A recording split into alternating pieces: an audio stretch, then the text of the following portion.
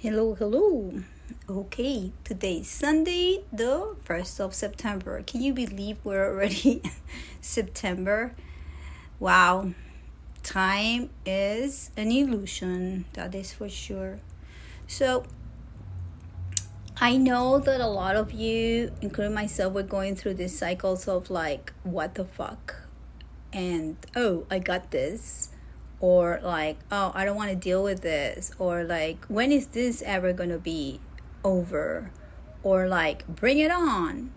Bring it on. I can deal with this. I like change. So, guess where I am today? Today I'm in a medium rare. I'm like, all right, this thing needs a little bit more of time, but not too much because I can deal with it as it is. I can actually accept and surrender to the forces that are actually giving opportunity to humanity to do things differently. But are we ready? Is humanity ready to take on this challenge? Are many of the people running against the other direction because they don't want to evolve? Because willing to evolve means confrontation. It means courage.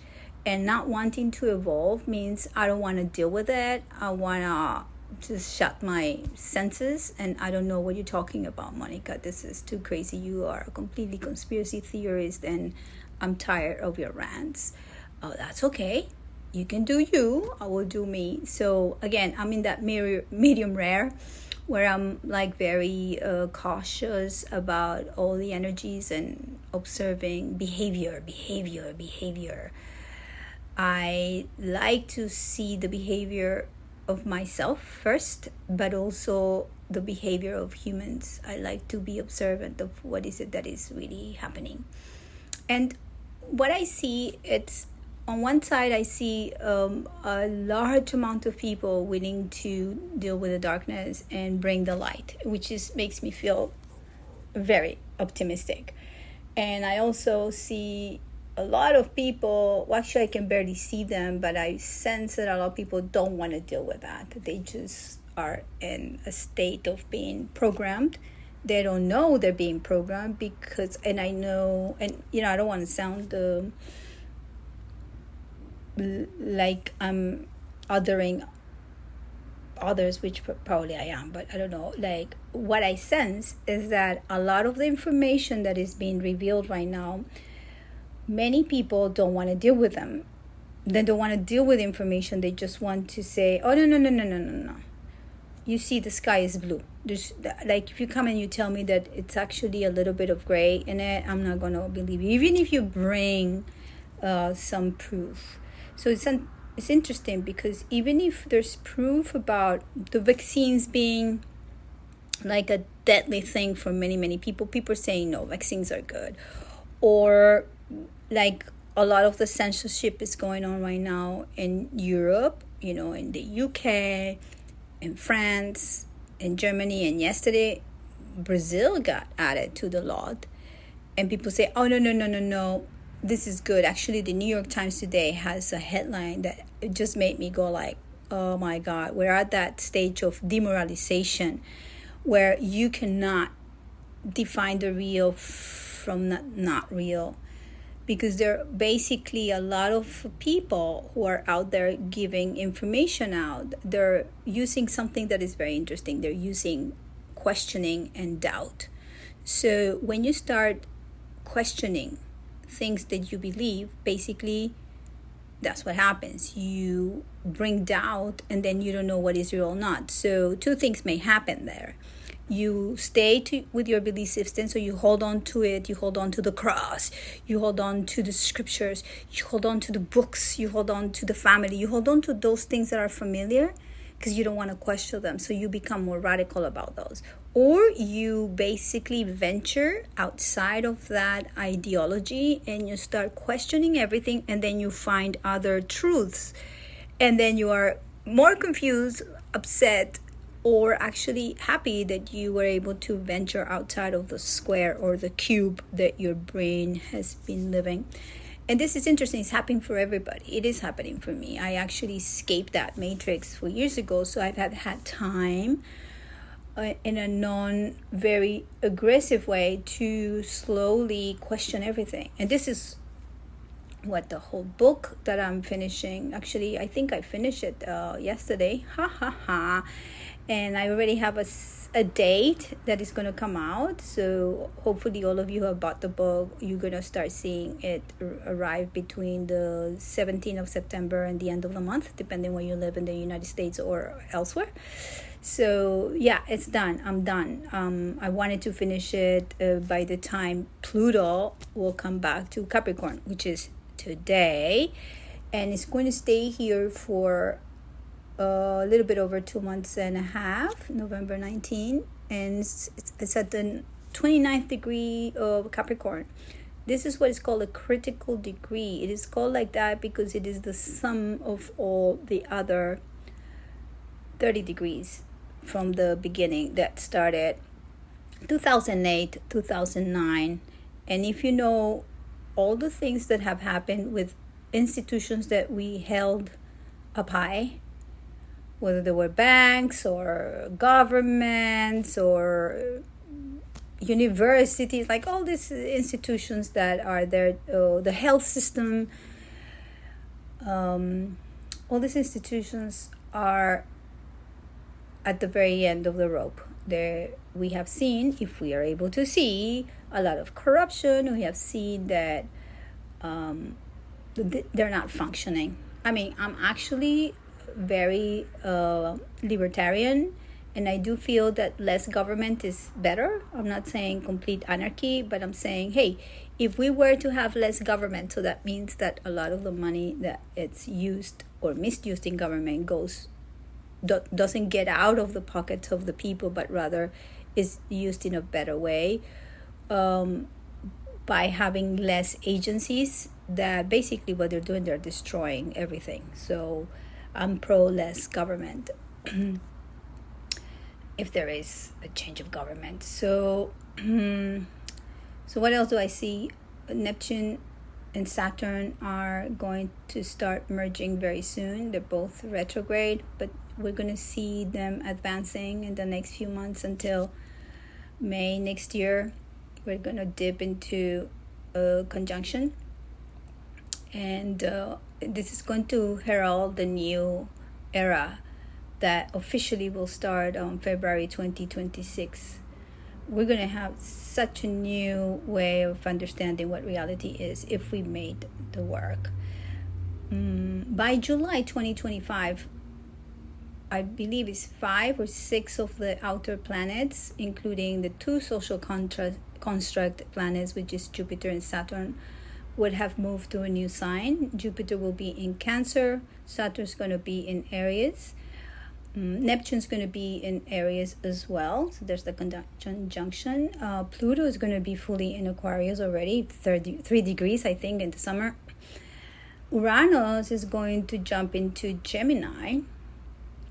And the nodal axis is going to change in January from Aries to Pisces, North Node, Virgo, South Node.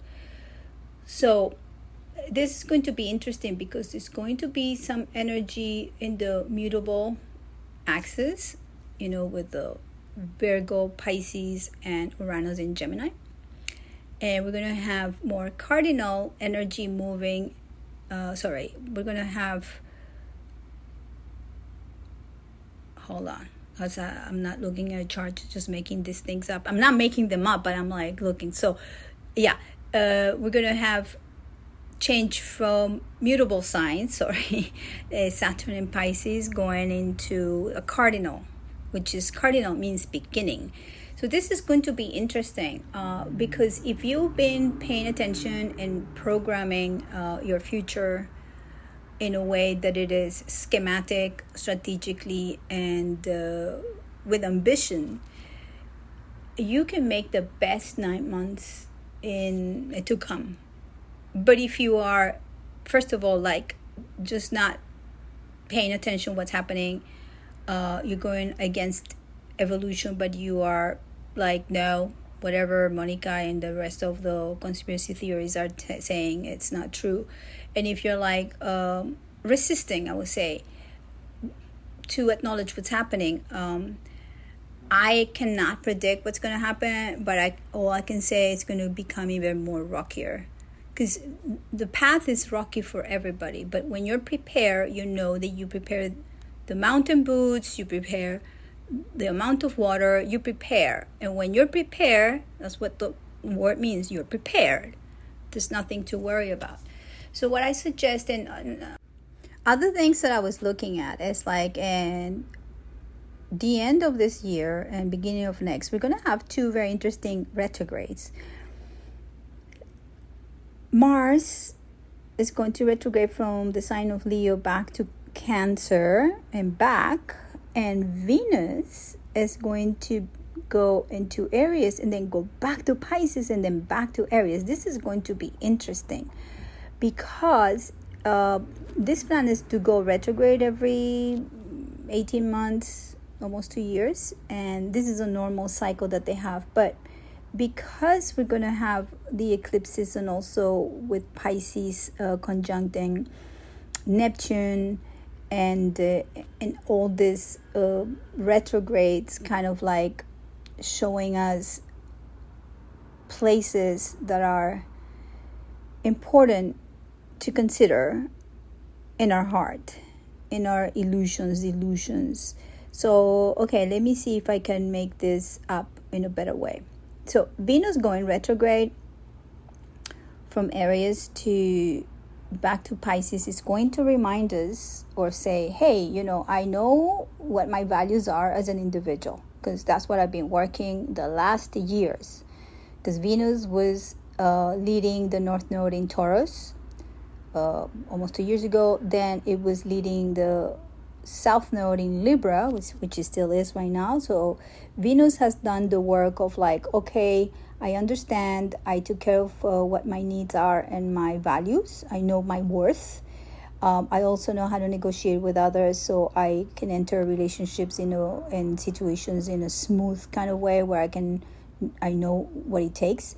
But now I want to show up as an individual, and I just want to make sure that I go back to Pisces and I revise if my values are actually grounded in something that is more linked to my soul purpose. I want to make sure that I actually have forgiven and dissolved any anger or any part of myself that couldn't make it. I couldn't bring it forward. So I'm just going to dissolve it, forgive it, let it go.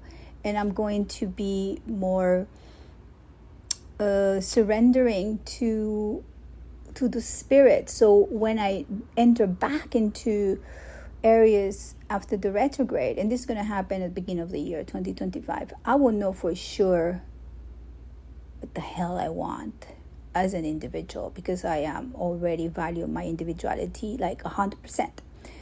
Mars is going to happen at the end of this year. Mars is going to be entering the sign of Leo. Mars is going to go through Cancer, and going through Cancer, it's all about taking care of habits and taking care of what is service. Oh my God, all the emotional body that I have, how does that relate to my ancestry? Am I okay with my mom and my dad's family? Like, just how can I cultivate that in a way that is meaningful and it's emotionally meaningful, right? So then it enters Leo, and when it's in Leo, which is fire, it's ready to rock and roll. It's ready to validate itself and say, hey, I'm here, I can do this. But then at 6 degrees, sometime in December, it's going to go, oh, okay, hold on. I forgot something. I have to go back to Cancer, and I have to slow down, because Mars retrograde is about slowing down. I have to slow down and actually make sure that everything that I came here to be, in terms of expressing my emotional body in a way that probably is carrying generational trauma, is being taken care of. So do I need certain kind of practices like somatic healing or breath work, or do I need to get into therapy with somebody who can hold space for what I need? Can I confront those emotions that I was carrying and I already know that they're no longer purposeful? So this is a time for that, because once Mars goes back to Leo and completes going around the cycle of the zodiac, it's going to really push into understanding how being an individuated person and being free actually feels in relationship to the other. So when it goes back to Leo, remember, Mars is right now the ruler of our North Node areas, right? This is where Chiron is still. So Mars has already gone through the healing of like, okay, I know I need courage, but I just don't know how to do it. So we have had time to heal that. And now Mars is saying, all right, I think I got it. I can be courageous to initiate something. I be courageous to take care of my needs. I'm going to be courageous to actually learn new skills. And then I am going to take time during the retrograde to make sure that all these things that I'm picking up are making sense emotionally, and then I'm going to come back to Leo and validate myself as an individuated person that is full of creativity and is ready to show up in the world. And then it's going to continue through Virgo and Libra and so on. And when it enters Libra later in the year 2025, we will know if we have done the proper work of understanding how to lead, how to be a leader of our own individuation. So there's so much greatness that is going to happen next year. But we're in the process. It's not that we have to wait until the summer. It's like, I hope that you're doing the work, because it's deep, but it's so promising.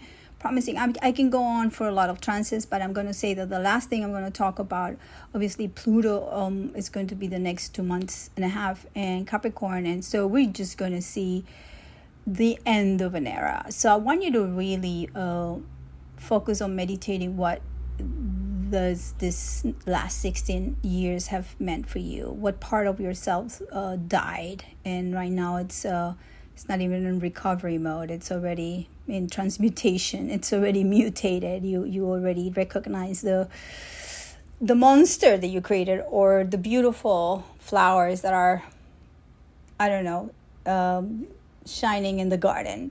So that's a process that is very generational. It's a deep process. A lot of things probably fell and they got lost during that time. I lost my husband. I didn't lose him, but I basically dissolved my marriage almost 10 years ago. It's going to be this year, which is kind of incredible. I lost my mother, but I really didn't lose her. By being in connection with her, I basically found a deep connection to God. And I mean, there's a lot of stuff that I can think of. I lost or I kind of transformed the way I relate to the collective, and I basically left the matrix of New York and started really questioning a lot reality and all the lies and things that we've been fed through the last century and 10 years. Okay, so that's that. Then Neptune, it's with Saturn's at the very end of Pisces, so anything that we think that is real right now is actually an illusion. Imagine like a Hollywood movie that when you are turned on with the lights at the very end, you go like, oh my God, this was so good, but it was a movie. So it's the understanding of what is the role that you're playing. Are you basically sitting down passively and waiting for the end of the movie, or actually you're turning on the lights and saying, all right, I love that this is a movie, but this is not what my life is going to be. So that's that. And while the nodes entering to Pisces, we will need a lot of discernment, a lot of relationship with how we discern with our reality, our ideologies and everything, because the lines are crossing right now, my friends or my comrades. We are, as Yuri Bezmenov has said, we are beyond in the 4 stages that he called in the 1980s. He used to be a spy, then he in Russia, KGB, and then he came to the United States, and he name the 4 stages that we need ideological to be subverted by something bigger. So you start with demoralization, then you go to the second step is destabilization, then you go to the crisis, and then where we are right now is normalization. So everything seems to be normal right now. Whatever the media is saying right now or the politicians are speaking, it should sound normal. And if you're already been indoctrinated, you're like, what are you talking about, Monica? This is okay with me. So, hey, you do you, I do me. I've been spending the last 4 or 5 years questioning everything. So I've been looking really, literally under the carpet to see what's the dust that it's underneath that I don't want to look at. And that's how I want to live my life. I'm a courageous person, I have to say. I'm not. It's not that I don't have fear, but the fear that I have is always channeled into more bravery. And you know what my last name is? Bravo. I'm a brave little, feisty little shit. Anyway, this is the end of this broadcast from Miami Beach. I wish you all... Oh, yeah. Last, there's a new moon, and okay, Uranus is going retrograde. I think it was yesterday, today, tomorrow. I can't remember. So we're going to accelerate more into this individuation thing because Uranus is here to disrupt the normalization of things. And then the new moon is at 11 degrees of Virgo. That's where my Pluto is. I'm so excited about having the new moon there because I'm going to start like a new cycle there of awareness. Pluto going really, really deep into my psyche. And but for everybody, what it means is like take time to contemplate so you can discern what is it you want to do and how you want to like implement certain habits that are going to be very important in the next few months. So every time you get confused, you go back to the habits. You go back to that humility that you're going to have in the next few days where you actually going to make the right list and say, oh, this is what I need. This is what it is. So you're going to see things as they are. Forget about judgment. If you see that there's judgment, you're not in the right place. You got to use discernment. And discernment means that you take time to really see things for what they are, and then you make decisions, not based on a crisis, but they're based on the needs that your soul has in order to become more humble and get ready to be out there with the rest of the world. So enjoy this new moon, enjoy this blah, blah, blah, and the rest of the week. Fireworks are coming. Bloop, bloop, bloop, bloop, bloop, bloop.